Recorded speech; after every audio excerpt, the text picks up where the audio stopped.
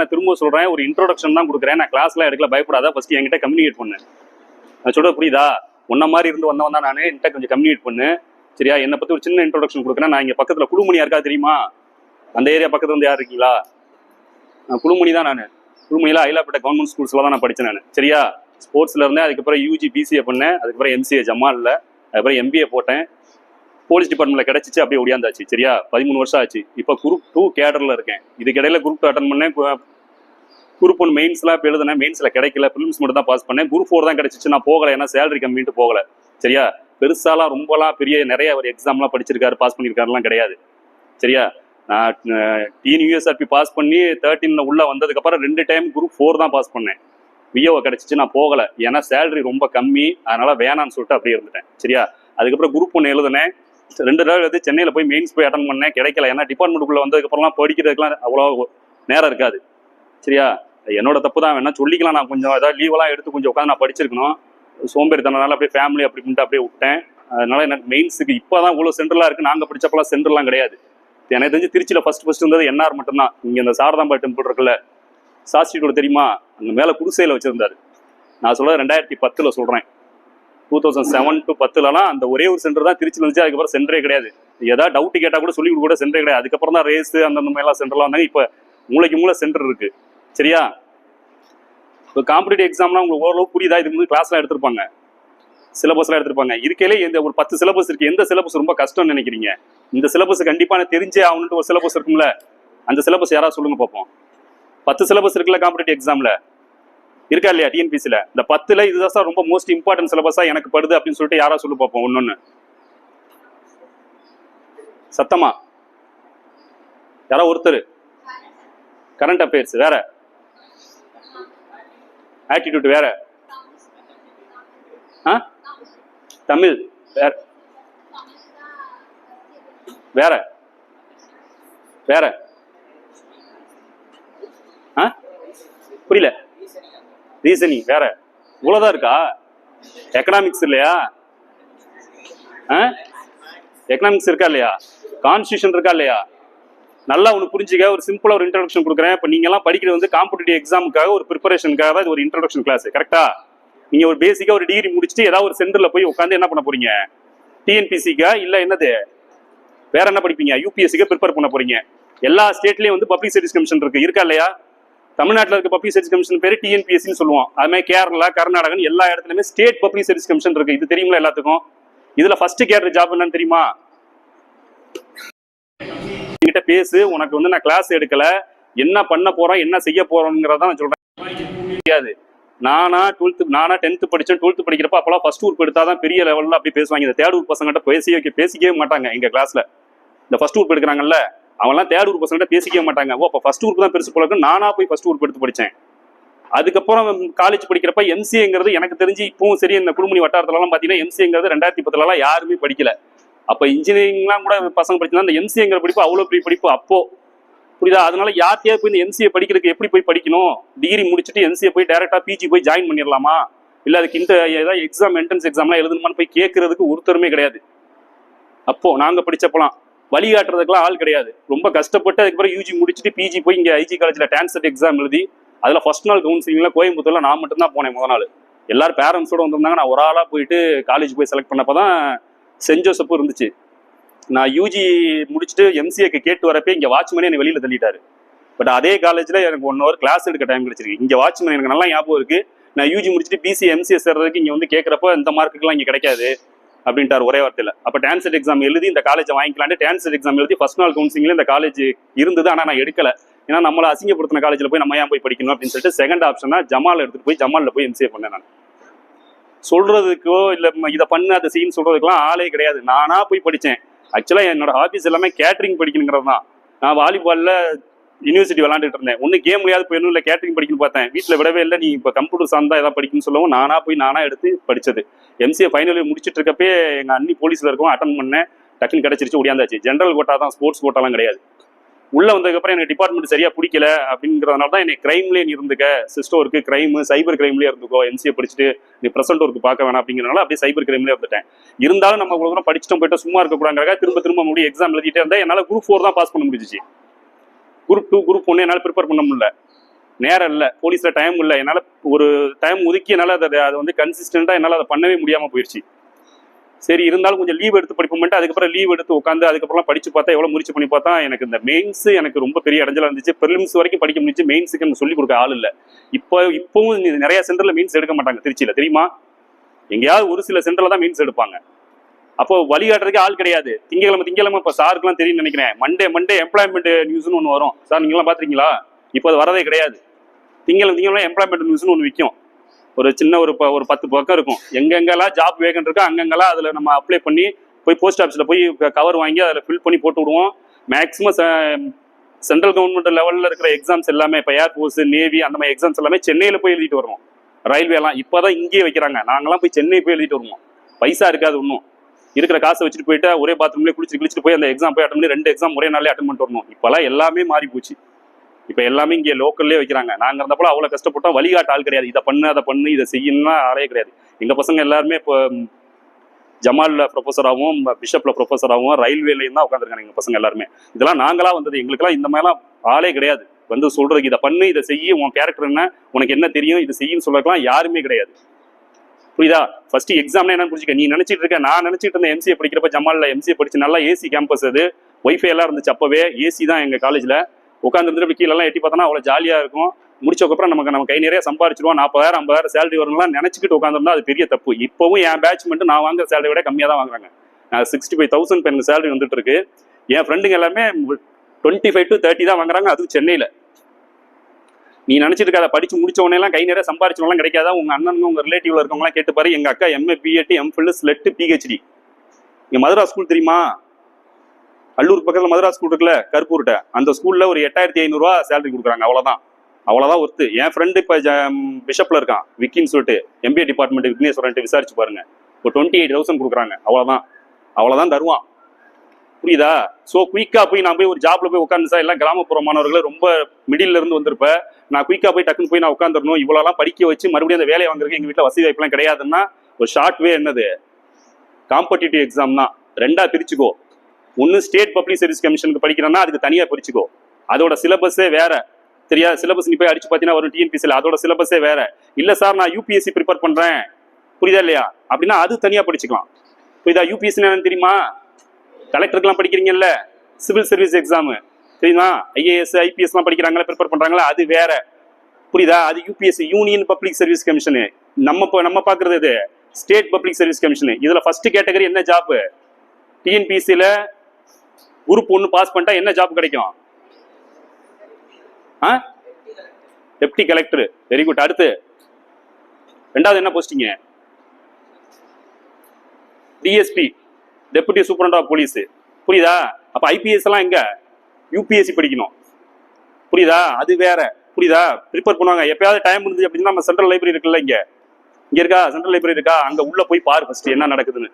உங்களை மாதிரி டிகிரி முடிச்சுட்டு வந்த பசங்க அங்கதான் இருப்பாங்க. போய் பாரு. காலையில வருவானுங்க, புக் எடுப்பானுங்க, ப்ரிப்பேர் பண்ணிட்டு இருப்பானுங்க, படிப்பானுங்க. ஈவினிங் அந்த லைப்ரரியை க்ளோஸ் பண்ற வரைக்கும் உட்காந்து படிச்சுட்டு இருப்பானுங்க டிகிரி முடிச்சுட்டு. அங்க போய் சும்மா டைம் இருக்க போய் பாரு. நீங்க எல்லாம் எங்க படிச்சீங்க, என்ன படிச்சீங்க? எனக்கு 2 டிகிரி 3 டிகிரி படிச்சிருப்பான். படிச்சு முடிச்சுட்டு அவன் என்ன பண்ணுவான்? திரும்ப காம்படிட்டிவ் எக்ஸாமுக்கு தான் வருவான். நீ முன்னாடியே வந்துரு, இந்த 3 வருஷத்தை வேஸ்ட் பண்ணிடாத. புரியுதா?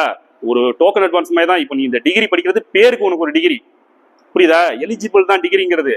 சரியா? அதை எப்படி படிச்சாலும் ஒரு ஆவரேஜா டிகிரி நீ படிச்சு முடிச்சிட்டனால என்னது அது போதும். முடிச்சுட்டு என்ன பண்ணிடலாம், ஒரு காம்படிட்டிவ் சென்டர்ல போயிட்டு ஏதாவது ஒரு சென்டர் நல்ல சென்டரா பார்த்து ஜாயின் பண்ணிட்டு என்ன பண்ணிடலாம், ப்ரிப்பேர் பண்ண ஆரம்பிச்சிடணும். விளங்குதா ஏதாவது நான் சொல்றது? புரியுதா? டைம் வேஸ்ட் பண்ணிடாத. நீ கீழே விழுந்துட்டானா உனக்கு பின்னாடி வர உன்னை என்ன பண்ணிடுவான், ஏறி மிதிச்சுட்டு போயிட்டே இருப்பானுங்க. யங்ஸ்டரா வருவான். டக்குன்னு ஓடுற ஓட்டத்திலே எல்லாரும் ஓடிடணும். நீ கொஞ்சம் டிலே பண்ணிட்ட, நான் அப்படியே லத்தாச்சிக்கா நான் கொஞ்சம் படிக்கிறேன், நான் பாத்துக்கலாம் சார் அப்படிங்கிற மாதிரி உட்காந்துட்டுனா ரொம்ப கஷ்டம். ஏன்னா இப்ப வேக்கண்டெல்லாம் எப்படி இருக்குன்னு உனக்கு தெரியும். எக்ஸாம் பேட்டர்னையும் டோட்டலா மாத்திட்டாங்க. முன்னமையெல்லாம் கிடையாது. நாங்க எக்ஸாம் எழுதினப்ப போனப்பெல்லாம் ஒரு கேள்வி கேட்கறாங்கன்னா அதுல 3 ஆன்சர் தப்பா இருக்கும். அப்படிதானே இருக்கும், 1 கரெக்டா இருக்கும். பட் இப்ப எப்படி இருக்கு பேட்டர்ன்? இப்ப பேட்டர்ன் எப்படி இருக்கு? 3 ஆன்சர் சரியா இருக்கும். சரியான ஆன்சர் என்ன இருக்கும்? 3 இருக்கும். தப்பான ஆன்சர் 1 இருக்கும். அப்ப நீ எப்படி படிக்கணும்? அவங்களை பத்தி ரொம்ப டெப்தா படிக்கணும். அப்ஜெக்டிவ் டைப்ல படிக்கவே கூடாது. என்னைக்குமே அந்த தப்பை திரும்ப திரும்ப பண்ணிடாத. நம்ம ரொம்ப குயிக்கா படிக்கணும்னு சொல்லிட்டு என்ன பண்ணுவான், இந்த புக்கு இருக்கும், அதுல இந்த அப்ஜெக்டிவ் டைப்ல இருக்கும்ல, இருக்குமா சூஸ் த பெஸ்ட் மாதிரி கொடுத்துருப்பாங்கல்ல, அந்த மாதிரி எல்லாம் என்னைக்குமே படிச்சிடாத. காம்படிட்டிவ் எக்ஸாமுக்கு தான் நான் போறேன் அப்படின்னு நினைச்சா தயவு செஞ்சு அப்படி படிச்சிடாத. டெஸ்கிரிப்ட் டைப்ல தான் படிக்கணும்.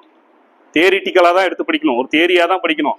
புரியுதா? இப்ப இஸ்ரோ இருக்குன்னா இஸ்ரோவை பத்தி என்ன பண்ணணும், தியரிட்டிக்கலா தான் படிக்கணும். எப்போ ஓப்பன் பண்ணாங்க, என்ன பண்ணாங்க, அதோட இன்புட் அவுட்புட் என்ன, இப்போ வரைக்கும் என்ன ஃபங்க்ஷன் ஆகுது, அதுல என்னென்ன செய்யறாங்க போறாங்கன்னு தியரிட்டிக்கலா தான் படிக்கணும்.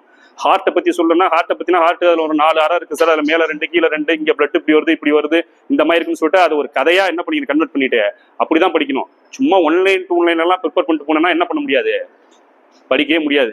இப்ப state public service commission UPSC ரெண்டுத்துக்கும் வித்தியாசம் புரியுதா ஓரளவுக்கு? யாருக்கா டவுட் இருக்கா அதுல? ஏதாவது டவுட் இருந்தா கேளுங்க. யூபிஎஸ்சி வேற, என்னது பப்ளிக் சர்வீஸ் கமிஷன் வேற, ஸ்டேட் பப்ளிக் சர்வீஸ் கமிஷன் வேற. நம்ம டீன் போட்டுக்கிறது டிஎன்பிஎஸ்சி.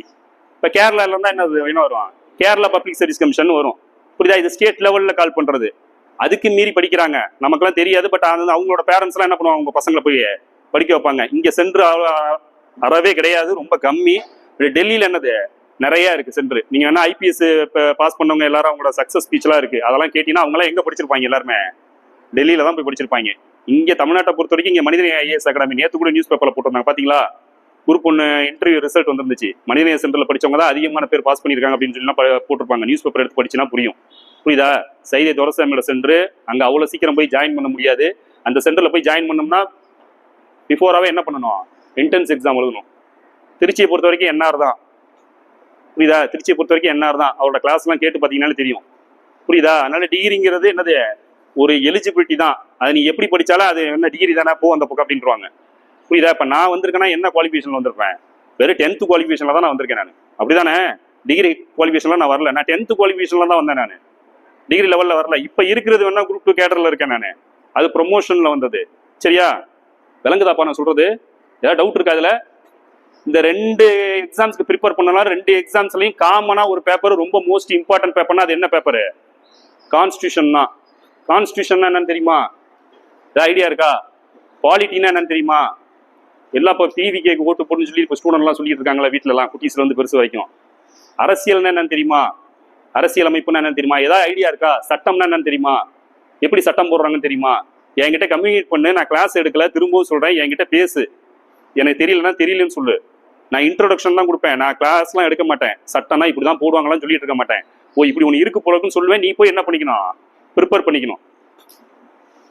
இண்டிபெண்டன்ட் டேக்கு ரிபப்ளிக் டேக்கு வித்தியாசம் தெரியுமா? யாரா ஒருத்தர் சொல்லு பார்ப்போம். 12th தானே முடிச்சுட்டு வந்திருக்கோம், மற்றவங்களுக்கு புரியுறமா? யாரா ஒருத்தர் சொல்லு பார்ப்போம். குடியரசு தின விழாக்கும் சுதந்திர தின விழாக்கும் என்ன சார் வித்தியாசம்? யாரா ஒருத்தர் சொல்லுங்க பார்ப்போம். யாரா ஒருத்தர் சொல்லுங்க. இங்க அவங்களுக்கு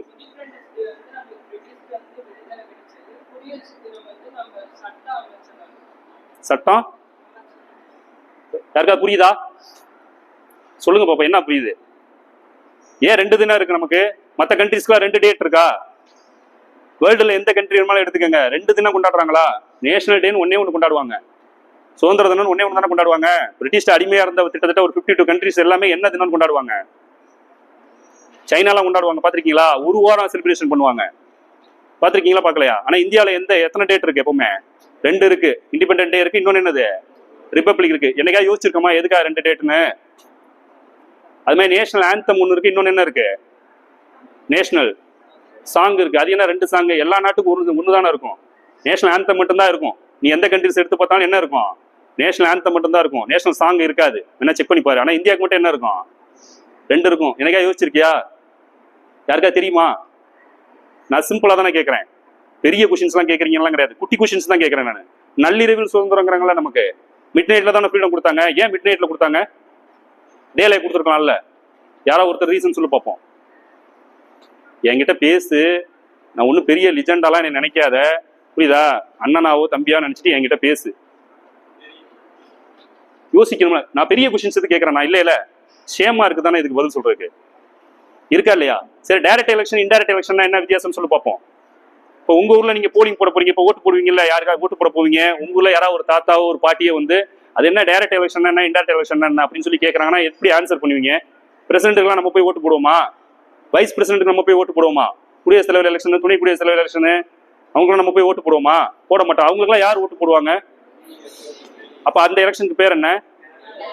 சோ அப்போ ஒரு படிக்காதவர் ஒரு தாத்தா வந்து கேட்கிறாரு, அப்ப டைரக்ட் எலெக்ஷன் என்ன இன்டைரக்ட் எலெக்ஷன் என்னன்னு கேட்கறாருன்னா அவருக்கு புரியுற மாதிரி எப்படி பதில் சொல்லுவோம்? நம்ம போய் ஓட்டு போட்டா என்ன எலெக்ஷனு? நம்ம ஓட்டு போட்ட ஒருத்தர் நம்ம சார்பா இன்னொருத்தருக்கு ஓட்டு போட்டா என்ன எலெக்ஷனு? அவ்வளவுதானே. புரியுதா புரியல? இப்ப நம்ம ஊர்ல வார்டு மெம்பருக்குலாம் ஓட்டு போடுவோம். இந்த வார்டு மெம்பர் ஒரு 15 பேர் இருப்பாங்க. அந்த வார்டு மெம்பர்லாம் சேர்ந்து அவங்களுக்குள்ள துணைத் தலைவரை தேர்ந்தெடுத்துப்பாங்க. பாத்திருக்கீங்களா? அப்ப அது என்ன எலெக்ஷனு?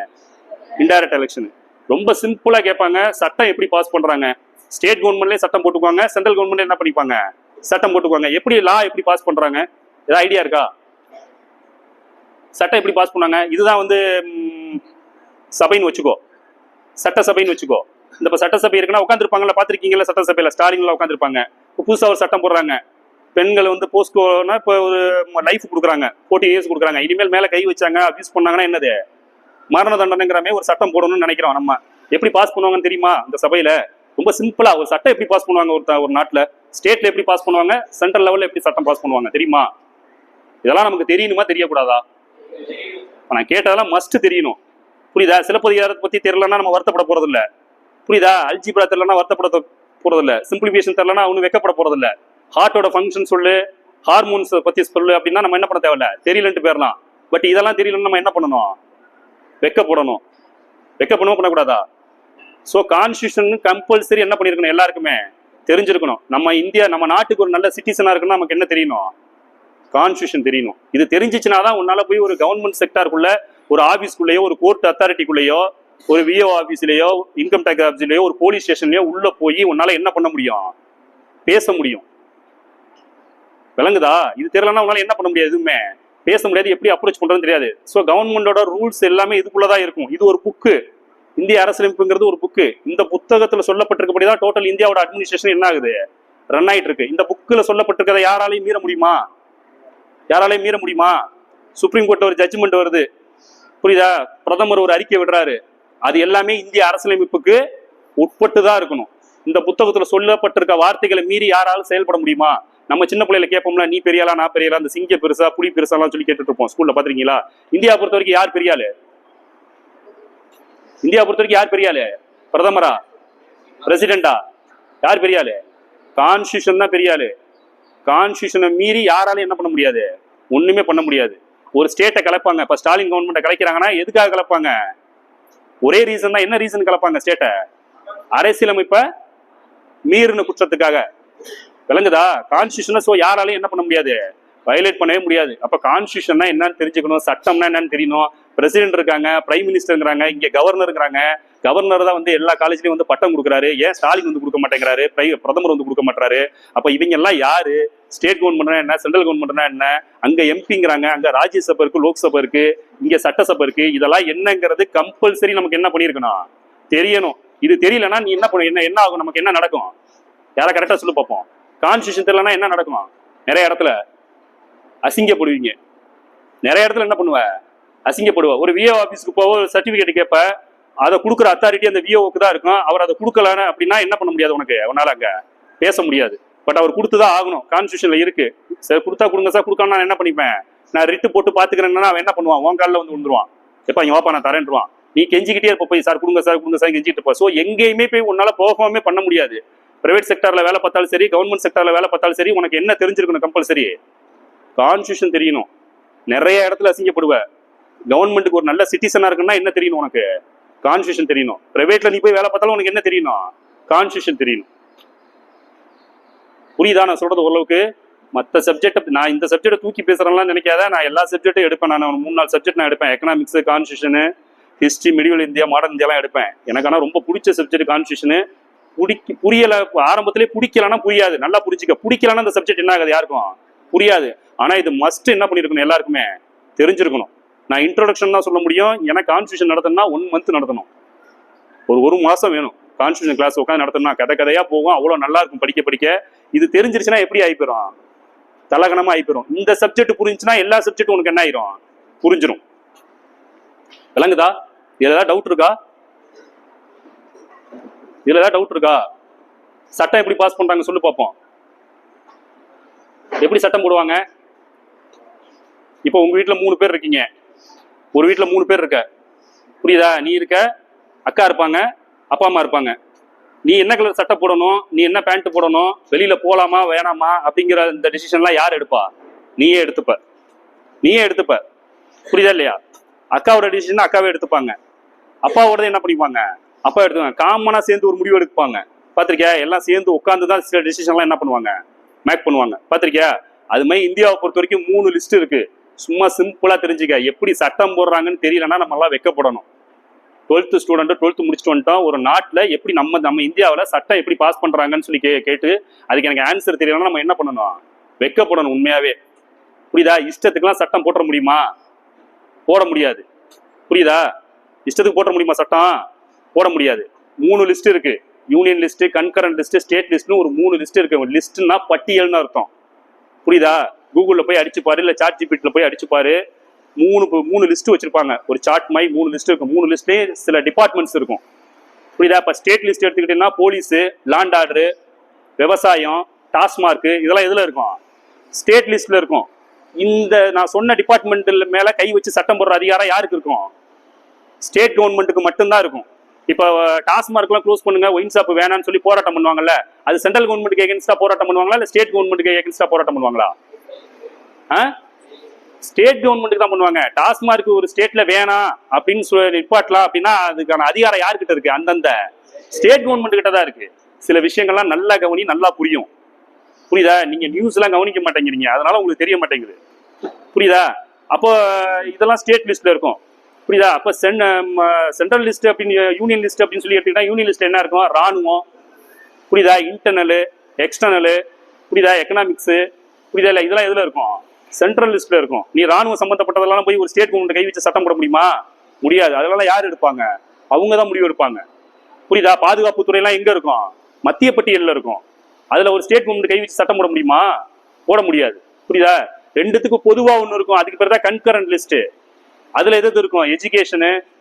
புரியுதா? போக்குவரத்து, அந்த மாதிரி. இப்ப எஜுகேஷன்லாம் இப்ப எதுல இருக்குது? கன்கரண்ட் லிஸ்ட்ல தான் இருக்கு. நம்ம ஊர்ல தான் நம்ம அரசு பள்ளிகள் இருக்கு, மத்திய அரசாங்கத்தோட பள்ளிகள் இருக்கு. இருக்கா இல்லையா? கேவிலாம் இருக்குல்ல, கேந்திர வித்யாலயெல்லாம், அதெல்லாம் சென்ட்ரல் கவர்மெண்ட் ஸ்கூல் தானே, ஸ்டேட்டுக்குள்ள தானே இருக்கு. அப்ப இதுல 2 கவர்மெண்ட் கை வச்சு சட்டம் போட்டுக்குவாங்க. விளங்குதா விளங்கலையா? நல்லா கவனி. நான் 1 hour தான், நான் ரொம்ப கஷ்டப்பட்டு தான் படிச்சேன். நீங்க நினைக்கிற மாதிரி ரொம்ப சாதாரணமா எனக்கு இந்த விஷயங்கள்லாம் யாரும் சொல்லல. நான் சொன்னது எல்லாமே யாரும் சொல்ல மாட்டாங்க. ஏன்னா நானா உட்காந்து நானா படிச்சுக்கிட்டது தான்.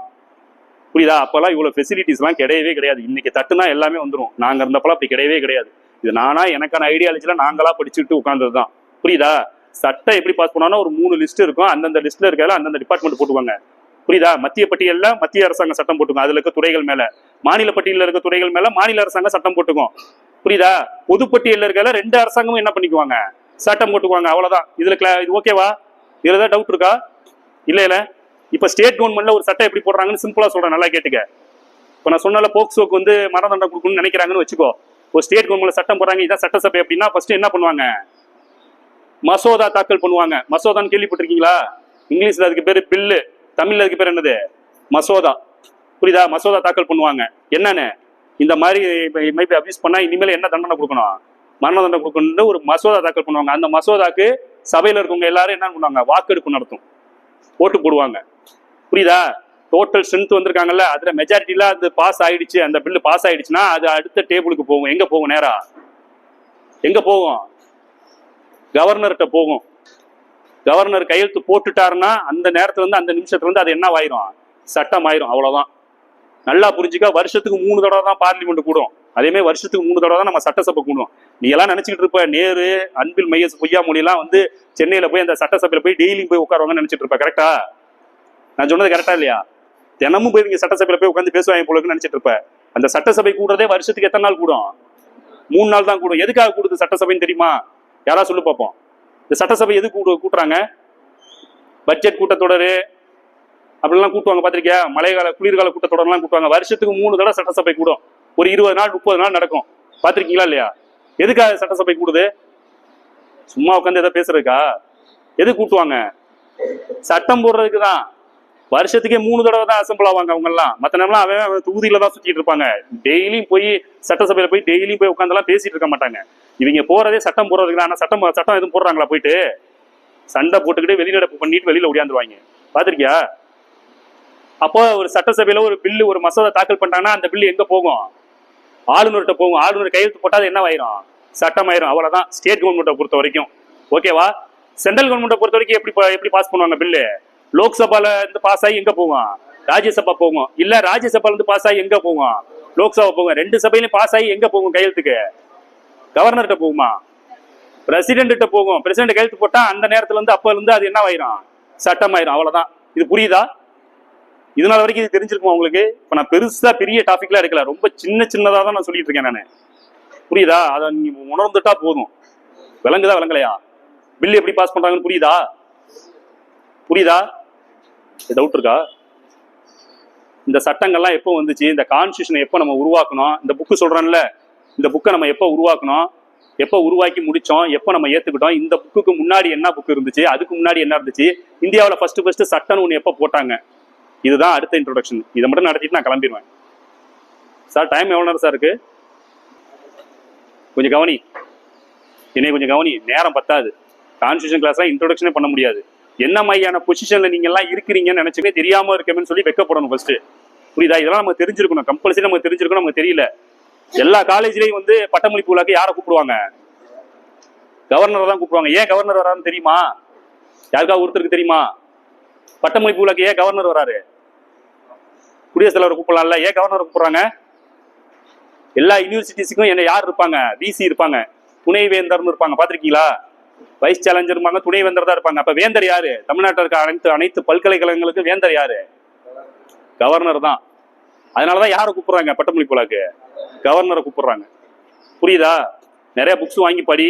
எனக்கு இதுக்கு மேல கிளாஸ் எடுக்க எனக்கு டைம் இல்லை. 1 ஹவர்லாம் நான் வந்துட்டு சுதார்த்தே சொல்லிட்டேன், 1 ஹவர்லாம் எடுக்க முடியாதுன்னு சொல்லிட்டேன். இருந்தாலும் பரவாயில்ல, ஒரு இன்ட்ரோடக்ஷன் கொடுத்துட்டாங்க. பேசுனா ஒரு நாள் ஃபுல்லா பேசிட்டு இருக்கலாம். இன்னும் சப்ஜெக்டுக்குள்ளே போகல. புரியுதா? அப்ப கான்ஸ்டியூஷன் புக்கு ஒன்று குட்டியுண்டா ஒன்று வாங்கி வச்சுக்கோ. மனோரமா ஐயர் புக்கு விற்கும், ஒரு 180 தான் வரும், இங்கே விற்கிது. அதை உன் கையில வாங்கி வச்சு அதை கொஞ்சம் உட்காந்து ப்ரிப்பேர் பண்ணு. ரொம்ப இம்பார்ட்டன்ட் டாபிக். நீ யூபிஎஸ்சி ப்ரிப்பேர் பண்ணாலும் சரி, டிஎன்பிஎஸ்சி ப்ரிப்பேர் பண்ணாலும் சரி, ரெண்டுலயுமே காமனா இருக்க சிலபஸ் என்னது? கான்ஸ்டியூஷன் தான். மெயின்ஸ்ல 100 மார்க் கேட்பாங்க கான்ஸ்டியூஷன். புரியுதா? இது தெரிஞ்சாதான் அரசியலே பேச முடியும். இது தெரியாம அரசியலே பேச முடியாது. நல்லா புரிஞ்சுக்க. இது கண்டிப்பா இது தெரிஞ்சிருக்கும். இது தெரிஞ்சாதான் பேச முடியும். புரியுதா? விளங்குதா விளங்கலையா? முடிச்சுக்கலாமா? அடுத்து ஏதாவது வாய்ப்பு இருந்துச்சுன்னா என்ன பண்ணுவோம்? கிளாஸ் எடுக்க பார்ப்போம். இதில் ஏதாவது டவுட் இருக்கா? சொன்ன வரைக்கும் ஏதாவது டவுட் இருக்கா? ஓரளவுக்கு தான் சொல்லியிருக்கேன். இந்த கான்ஸ்டியூஷன்னா என்ன, அதோட இம்பார்ட்டன் என்ன, அதை நம்ம எந்த அளவுக்கு தெரிஞ்சுக்காம இருக்குங்கிறத மட்டும் தான் சொல்லியிருக்கேன். இதில் ஏதாவது டவுட் இருக்கா? 5 மினிட்ஸ் தான் கொடுத்துருக்காங்க. எது டவுட் இல்லையா? எப்படி ப்ரிப்பேர் பண்ண போற? எப்படி ஸ்டார்ட் பண்ண போற? இன்னும் அமைதியா உட்காந்துருக்கு. கான்ஸ்டியூஷனுக்கு டெய்லி ஃபர்ஸ்ட் நியூஸ் பேப்பர் படி. அந்த நியூஸ் பேப்பர்ல பொலிட்டிக்கல் நியூஸ் வருது இல்ல, அந்த நியூஸ் உனக்கு என்ன பண்ணணும்? புரியணும். ஐபிஎல் நியூஸ் எல்லாம் படிச்சா நமக்கு புரியுது இல்ல, அந்த மாதிரி பொலிட்டிக்கல் நியூஸ் படிச்சா என்ன ஆகணும்? உனக்கு புரியணும். ஏன் புரியலன்னா என்ன புரியல, அது என்னன்னு சொல்லிட்டு என்ன பண்ணணும்? உட்காந்து பார்க்கணும். விளங்குதா? சாட் ஜிபிடிலாம் என்ன கொடுத்தாலும் சொல்லிடுது. இல்லைன்னா நிறைய கிளாஸஸ் எல்லாம் இப்போ வருது. கான்ஸ்டியூஷன் கிளாஸ் போட்டீங்கன்னா நிறைய வருது. என்ஆர்லேயே நிறைய எடுத்திருக்காரு, இன்ட்ரோடக்ஷன் கிளாஸ் நிறைய எடுத்திருக்காரு. எடுத்து கொஞ்சம் பாரு என்னன்ட்டு. புரியுதா? ஆரம்பத்துல இருந்து இதை கொண்டு வந்துரு. நீங்க எல்லாமே ஒரு டிகிரி படிக்க போறீங்க. படிக்கிறப்ப டிகிரியை வந்து அது சைட்ல வச்சுக்க. மெயினா என்ன பண்ணிக்கணும்? நீங்க காம்படிட்டிவ் எக்ஸாமுக்கு சிலபஸ் உட்காந்து கவர் பண்ணிட்டே இருக்கணும். இந்த 3 வருஷமும். இந்த 3 வருஷம் முடிச்சு நீ போய் சென்டர்ல போய் உட்காந்து ப்ரிப்பேர் பண்றப்போ உனக்கு எப்படி இருக்கும்? ஈஸியா இருக்கும். ஒன்றும் எதுவுமே தெரியாமலாம் போக போறதில்ல. புரியுதா? புக்ஸ் வாங்கி வச்சுக்கோ. ரொம்ப 100 ரூபாய்க்கு தான் வைப்பாங்க கான்ஸ்டியூஷன் புக்லாம். சங்கர் சரவணன் ஆர்த்தர்னு இருக்கு, 100 ரூபாய்க்கு தான் வைக்கல. மனோரமா ஐயர் புக்ல கூட ஓரளவுக்கு இன்ட்ரோடக்ஷன் கொடுத்துருப்பாங்க. புரியுதா? ரொம்ப இம்பார்ட்டன்ட் டாபிக். ஏன்னா ஃபர்ஸ்ட் ஸ்டாண்டர்ட்ல இருந்து 12th வரைக்கும் இந்த கான்ஸ்டியூஷன் சப்ஜெக்ட் நம்ம ரொம்ப கம்மியாக தான் படிச்சிருப்போம். மற்றதெல்லாம் அதிகமாக படிச்சிருப்போம். ஏன் இதை பத்தி அதிகமாக கொடுக்க மாட்டாங்க புக்ல? இது நமக்கு தெரிஞ்சிருச்சுன்னா என்ன ஆயிரும்? கேள்வி கேட்க ஆரம்பிச்சிருவோம். அரசியலமைப்பு தெரிஞ்சுன்னா எல்லாருமே என்ன பண்ணிருவோம்? அதை பத்தி பேச ஆரம்பிச்சிருவோம். புரியுதா? அதனால இது என்னது? ரொம்ப குட்டி உண்டாதான் இருக்கும். நீ ஹிஸ்டரி 12th புக்லாம் எடுத்து படிச்சு பார்த்தீங்கன்னா இருப்பாங்க. பார்த்திருக்கே இல்லையா? கவர்னர்ஸ்லாம் இருப்பாங்க. வங்காள கவர்னர் வந்து ஆரம்பிச்சு ஒவ்வொருத்தருக்கும் ஒரு பாடமே இருக்கும்.